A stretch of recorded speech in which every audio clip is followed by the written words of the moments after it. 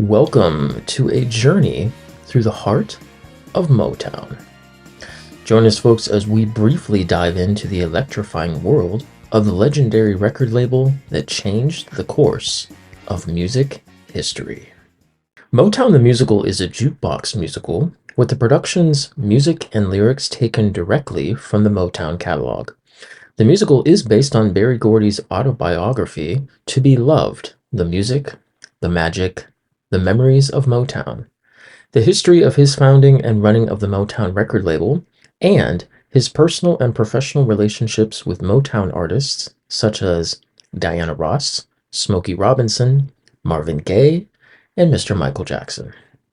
Motown was originally founded in January of 1959 by up-and-coming record producer Berry Gordy. Motown played a vital role in the racial integration of popular music as an African-American-owned label that achieved crossover success with white audiences. In the 1960s, Motown and its subsidiary labels were the most prominent exponents of what became known as the Motown sound, a style of soul music with a mainstream pop-influenced sound and appeal.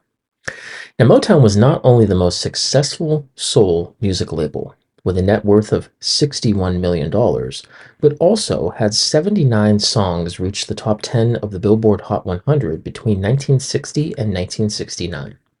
Following the events of the Detroit riots of 1967, Mr. Berry Gordy would ultimately move Motown to Los Angeles, California, and it expanded itself into film and television production. By the 2000s, Motown was primarily headquartered in New York City, being part of the Island Def Jam Music Group division of Universal Music. When it was announced, however, in 2014 that Island Def Jam would be liquidated, Motown moved back to Los Angeles to operate under the Capitol Music Group. It was here in 2021 when Motown separated to become its own standalone record label once again.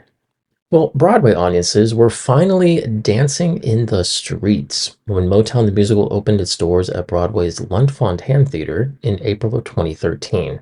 Running for 738 performances, the cast starred Tony nominee Brandon Victor Dixon, actor, stage director, and singer-songwriter Brian Terrell Clark, and Tony and Grammy-nominated actress Felicia LeKay. Charles Ishwood, in his review for the New York Times, wrote, "More than 50 songs are performed in Motown, usually, alas, in truncated versions. Most are simply presented as concert versions by the actors playing the artists who made them famous. But a few are shoehorned awkwardly into the story as book songs. Making way for such music means that Motown breezily scrimps on storytelling. Characters come and go so quickly we barely have time to register their famous names, let alone get to know them. The performers put their songs across with verve and an admirable lack of self-consciousness, given that the audience is likely to be intimately familiar with every nuance of phrasing from the original recordings." The Theater Mania reviewer noted, "Rather than giving us a complex portrait on this fascinating businessman, the show's shoddily written book is essentially a self-serving theatrical memoir in which Gordy gets to tell his life story. But, just as importantly, the piece also serves as a celebration of the music that brought America's black and white populations together in a way nothing else ever could."